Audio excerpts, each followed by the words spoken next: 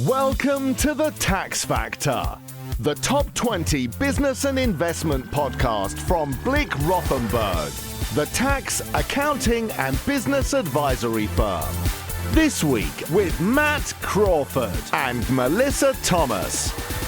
Welcome to The Tax Factor. I'm Matt Crawford. And I'm Melissa Thomas. Judging by the empty bottles and Jaffa Cake boxes down here, it looks like a good time was had by all at the party to celebrate our 50th podcast. The honour of presenting the 51st podcast falls to us. This week, I'm joined by my colleague Melissa Thomas, who will be talking through US tech giants, billions in unpaid taxes and fines, and the anticipated boost to the economy of the Oasis tour. I'll also be discussing some welcome changes to the data employers are expected to provide to HMRC regarding hours worked by employees. One of the most recent taxes in the last few weeks has been an Upper Tribunal judgment in the long-running employment status case involving the well-known voice of rugby, Stuart Barnes. And so I'm going to talk a little bit about that case first of all. So this case was a tribunal appeal by HMRC into a first-tier tribunal decision. The first-tier tribunal had previously decided in favour of the taxpayer. Before discussing it in a bit more detail, I thought I'd just give everyone a reminder of the rules that were being tested in this particular case. This was an old rules IR35 case, so what was being looked into was whether or not the services that Stuart Barnes, the voice of rugby, was providing to, in this case, Sky, via his personal service company. If you looked at a hypothetical contract between the commentator Stuart Barnes and Sky, would that be consistent with a contract of employment, or would that be consistent with a self-employed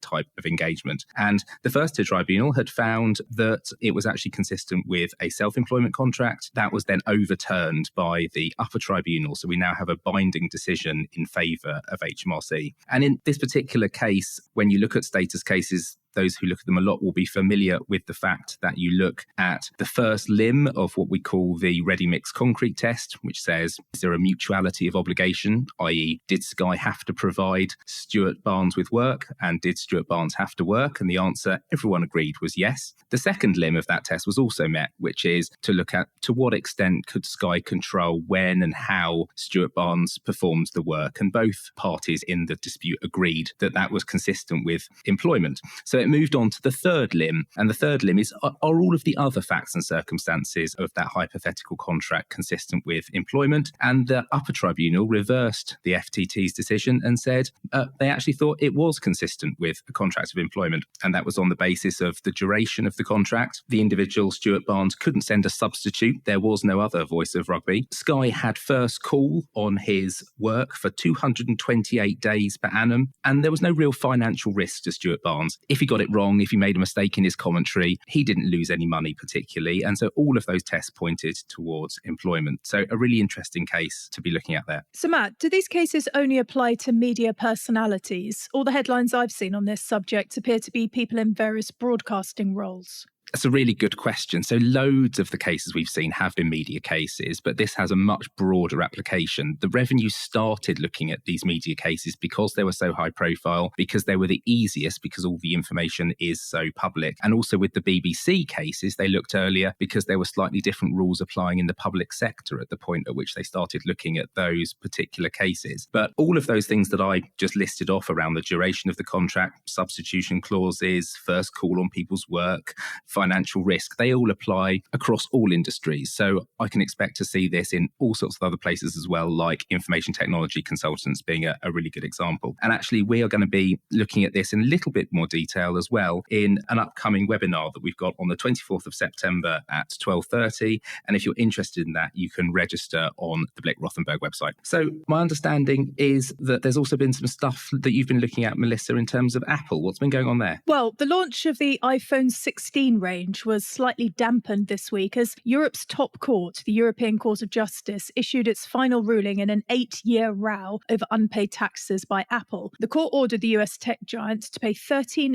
billion plus interest to the Irish government. So, Melissa, I can't remember this one. It's been going on for some time. How and when did all this start? So this stems from the low corporation tax rate that was applied to profits of two of Apple's subsidiary companies, which were incorporated but not resident in Ireland. The Court of Justice this week upheld a 2016 decision by the European Commission that ruled Ireland granted Apple unlawful state aid, which Ireland is therefore required to recover. The original decision covered the period from 1991 to 2014 and related to the way in which profits generated by these two Apple subsidiaries were treated for tax purposes. Those tax arrangements were deemed to be illegal because other companies were not able to obtain the same advantages. So this ruling came at a time when the Commission was attempting to clamp down on multinational giants. It believed using creative final arrangements to reduce their tax bills. Apple's structure was actually relatively simple, if aggressive. The two companies were incorporated but not managed in Ireland. So Apple argued that only the profits which Ireland could tax were the relatively small amounts allocated to their Irish branches. The Commission held that significantly more profit should have been allocated to the branches, applying OECD transfer pricing rules. The first ruling was actually overturned by the lower court of the ECJ in 2020 following an appeal by Ireland. This week's ruling brings the saga to an end as the higher court ruled against Apple and demanded the unpaid taxes be paid. So this is a really confusing case to me, Melissa. So I don't understand, why on earth would the Irish government not look to recover such a significant sum themselves? So today, Ireland has consistently argued against the need for the tax to be paid, but this week agreed to respect the ruling of the ECJ. Apple said it was disappointed with the decision and accused the European Commission of trying to retroactively change the rules. The Irish government has argued that Apple should not have to pay the back taxes, proposing that its loss was compensated by attracting other large corporates to set up operations. Apple have their EMEA headquarters based out of Ireland. Although corporation tax rates are set nationally for businesses operating in Ireland and are not subject to EU jurisdiction, the trade bloc does have extensive powers to regulate state aid.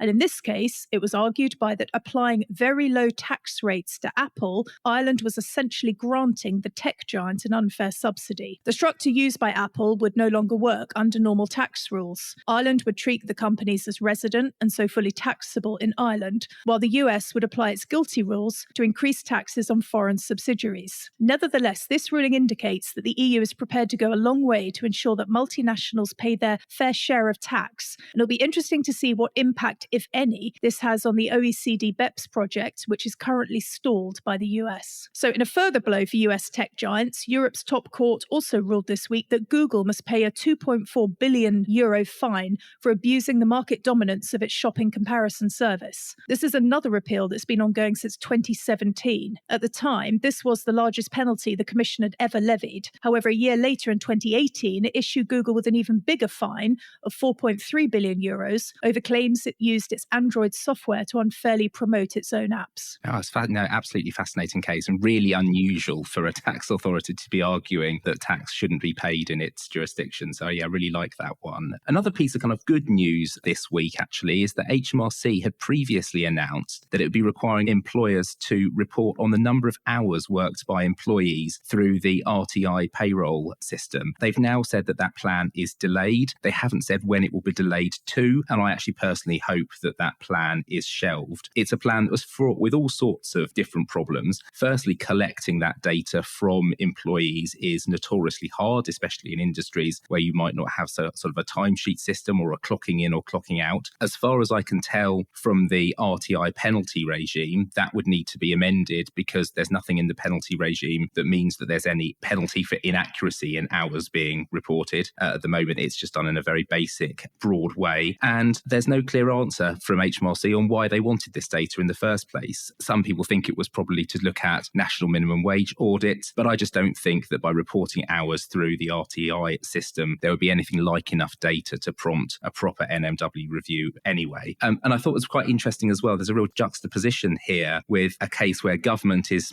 admitting that it might want less data from individuals, and the private sector, where a number of employers, PwC being one of them, came out this week and said that they were going to be monitoring where their employees are working such that they comply with policies on how many days they should be spending working either at client sites or in the office. And so I really like that difference here that we're seeing. And it'll be really interesting to see how that plays out if more employers start doing that across the market. So on a final positive note, picking up on a press release that our colleague Paul Hayward-Schiefer wrote, which was picked up by numerous press outlets, including Reuters and the Daily Mail, the news that Oasis are reuniting and touring next year, which will bring a welcome boost to the UK economy. So we've seen the effects locally of the whirlwind that was Taylor Swift and her Eras tour. Across the UK, stadiums sold out, trains and buses packed with Swifties, hotels maxed out to capacity, and the merchandise and catering outlets seeing a roaring trade. Half of my niece's birthday party last weekend, Matt, were actually wearing oversized Eras tour hoodies that fell down to their knees and arms covered in friendship bracelets that must have kept Hobbycraft and other craft outlets working overtime to source. But when all is said and done, the Treasury will be looking to collect a nice slice of tax revenues through VAT on sales, corporation tax on profits, perhaps including the enhanced profitability of Ticketmaster, who have currently seen their income related to this tour soar as Oasis concert tickets are sold for significantly more than their face value under their dynamic pricing model. And then income tax and national insurance on wages and self-employed profits as the Gallagher brothers bandwagon rolls across the UK next year. The question on everyone's lips being whether they'll see the tour through or whether there'll be fireworks, but not of the pyrotechnic kind. So watch this space for rulings from the UK competition watchdog and its European counterpart on Ticketmaster's in demand pricing practices.